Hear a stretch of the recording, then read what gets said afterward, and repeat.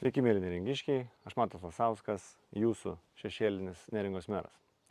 Vasara baigta. Sveikinu su prasidėjusiu rudeniu ir naujais mokslo metais. Linkiu visiems susikaupimo, motivacijos, tikslų įgyvendinimo ir pradėti ruoštis naujam vasaros sezonui. O dabar apžvelkime akimirksniu prabėgusią vasarą ir svarbiausius rugpjūčio įvykius.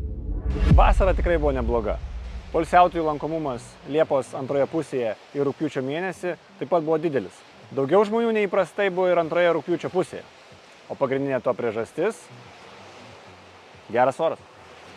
Tačiau sezonas šiemet prasidėjo neįprastai vėlai. Gausesni poilsiautojų pulkai prasidėjo tik antroje Liepos pusėje, kai anksčiau sezonas prasidėdavo maždaug nuo Joninių. Ką dėl to galima būtų padaryti? Pirmas dalykas, tai birželio mėnesiui iki Joninių galima būtų sumažinti važiavimo rinkliavą iki 15 ar net 10 eurų. Atrodo, tai nedidelė visų atostogų krepšelio dalis, tačiau ji tikrai veiksminga ir pigesnis įvažiavimas tikrai paskatintų žmonių srautus. Antras dalykas – renginiai. Geras pavyzdys yra Benai plaukiam į Nidą festivalis, į kurį būtų galima pakviesti ir populiariausius muzikos atlikėjus. Taip pat galėtų vykti įvairūs sporto festivaliai. Verslininkus būtų galima suvienyti, padarant kažką panašaus į Šaltibarščių festivalį vykusi Vilniuje. Galėtume padaryti, kad ir rūkytos žuvies festivalį. Svarbu, kad būtų įdomiai ir įtraukiančiai pateikta. O ir dar suvienytų bendruomenę. Žinoma, kažkas galbūt sugalvos geresnį pasiūlymą. Prašom, siūlykit. Bet faktas tame, kad reikia galvoti, kaip ankstinti sezoną Neringoje. Kultūros centro Agila statybos užbaigimo ir atidarimo dar reikės palaukti. Projektas stringa su garso sistemų pirkimu.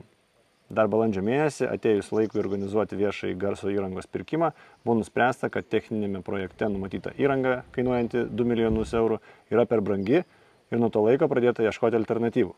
Alternatyva rasta tik rugpjūtį.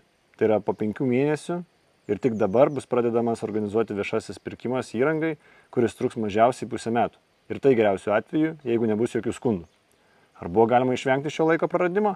Žinoma, netinkamą įrangą buvo galima pastebėti jau projektavimo stadijoje, dar gerokai iki laiko, kai jau reikia organizuoti pirkimą. Sprendimą alternatyvai taip pat galima rasti ilgiausiai per mėnesį laiko, pasitelkus šios srities specialistus. Suma sumarum jau būtų sutaupyta apie pusę metų. Ir tai kol kas yra tik vienas šio neefektyvaus projekto vykdymo pavyzdys. Kada pagaliau bus užbaigtas kultūros centras? Į šį klausimą kol kas atsakymo neturi niekas.